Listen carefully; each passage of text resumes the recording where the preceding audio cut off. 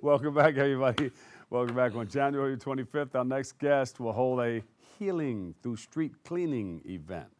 And joining us with all the details, we have Aniya A, founder of Neighborhood Violence Survivors Alliance. Welcome you to the show. Thank you, Bob. Thank you for having me. Aniya's in the Aniya. house. Aniya. Oh, Aniya. I'm like messing up everybody's name today. It's one of those days. It's one of those days. So tell us about your organization. All right. Well, first of all, again, thank you for having me. My organization is based on like healing through different activities in the community, and it actually stems from me being a victim of gun violence right down the street, Bob. Right down the street? Right down the street. I was living in an apartment. I'm not going to say exactly where. Right down the street, and a gunman tried to kill me in that apartment, and I had to jump out of the window and flee for my life.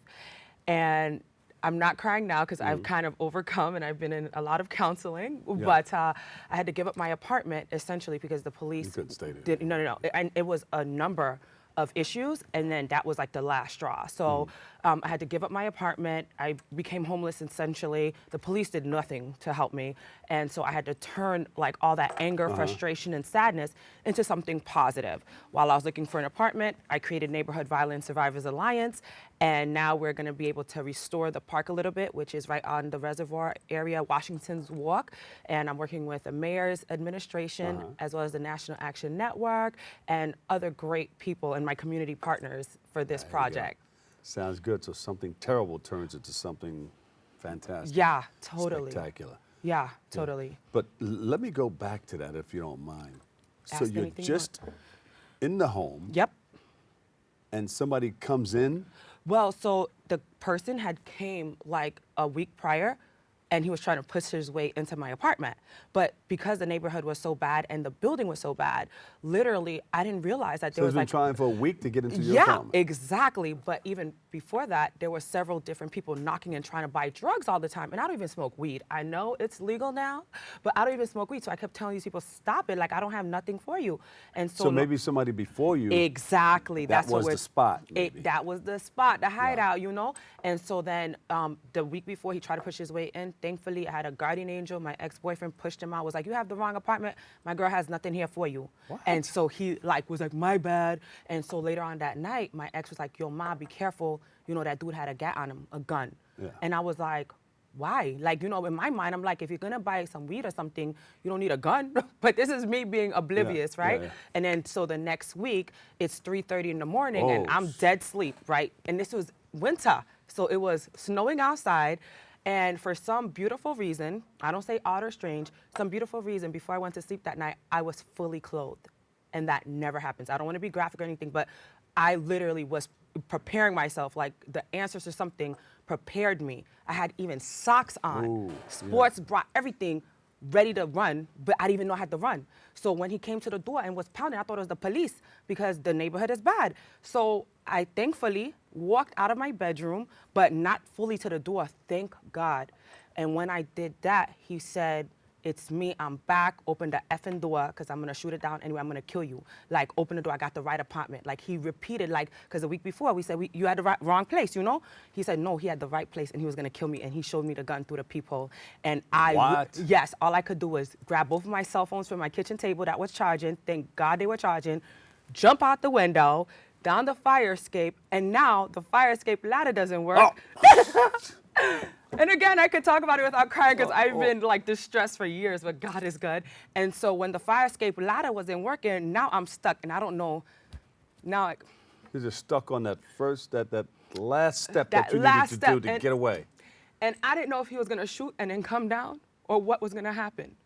So did you get into the apartment? Thankfully not, because I screamed bloody murder. Like, I screamed so loud because I was like, this can't be real. Like, I'm thinking like, yo, son, this ain't no weed joke no more. Like, you don't just come to people's houses to kill them. Like, what is going on? So when I screamed and jumped down, and, you know, that's when he must have realized, oh, shoot, she left or something. So now I'm stuck between floors. I don't know what to do. I have both of my cell phones. One, I'm whispering to 911, and the other, I'm texting my ex. Help. He's back. Now my ex is about to come through because he lives in the, spot. Yeah, yeah. And so he's like, Ma, I'm coming. I was like, be careful, he has a gun. He's like, oh, you on your own? I'm praying. He was like, because he didn't have a weapon on him. So he was like afraid, but he was calling the police as well. So he did his part. But I didn't blame him because if he had come out, he could have been dead for real. Yeah. So now I'm stuck between floors, call 911, and thankfully they came and they rescued me off that fire escape. Because did they arrest him? They couldn't find him, and that's why I say they left me hanging legit. After they rescued me, that was it. They came back to the apartment. They did a wipe through, see through, what could the guy be looking for. I left my stuff in there. I was gone, never slept again there. Woo. And then ready for this, when I go to retrieve my items from the apartment finally, because I'm like, it's never gonna be a shut case. The police are not caring about it. Well, I see the more that you talk about it, the more that it helps you to get rid of it. Oh yeah. And we have some social workers here too. Oh, that could probably help you excellent. more with that. But something good came out of it. Yes, something amazing. Right before everything happened, actually, I was working with Citizens Committee of New York City, Sean Whitehorn. I don't know if you've ever met him or heard of this. I heard the name. Right? Yeah. He is real known in the community for helping to beautify the neighborhoods. And one of the things that happened with me is before I even had this situation occur, the neighborhood was a little raggedy. So I was like, let me get some paint, let me get a group together, let me paint it down. This happened, now I don't have a neighborhood. But something told me, go back and make it a nice place for people. Survivors Alliance. Neighborhood Violence Survivors Alliance. Got to have that violence part because we help those people that have either experienced things like me or are going through worse tragedies. And so since then, real quick, I did a live an interview with Wale Aliyu of NBC 7. He's the one who put my story out there. I've been working with, like I said, National Action Network, Reverend Al Sharpton. Yeah, sure. Big ups to him. He helped me get an attorney to help fight what was going on. Right. The mayor, de Blasio's administration has been on board. He made a few phone calls. Hey, who else? The partnerships. You got some biggies working with you. Let me tell you, because I was like, I didn't die. Yeah. So I lived through this, and we're gonna do something about it. Yeah. And so Washington's Walk Park, when you go out there, it's raggedy. It's not cute. So I like to heal, and because I'm healing, I want others to heal too. If the kids don't have a park or a swing or a mural to look at, what are they gonna do? They're gonna be in their houses, they're gonna do something stupid, they're gonna end up in a gang somewhere.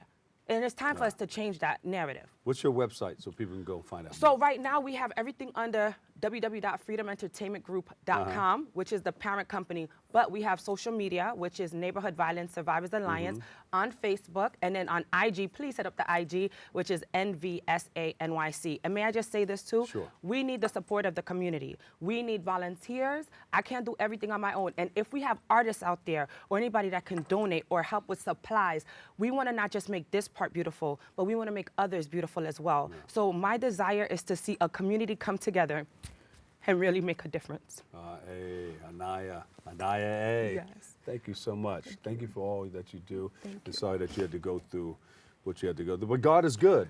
Sometimes he'll show you one thing and then open up a door to something else, and that's exactly what happened. Exactly, and I literally, I have the people working with you. And I have the tagline, victim to victorious, and then the partnerships for Park.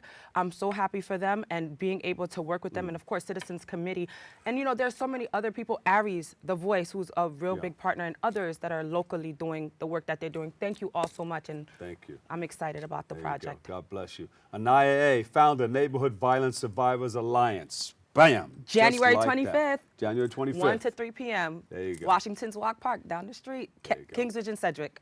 We'll take a quick break. I've got more open next. Stay right there.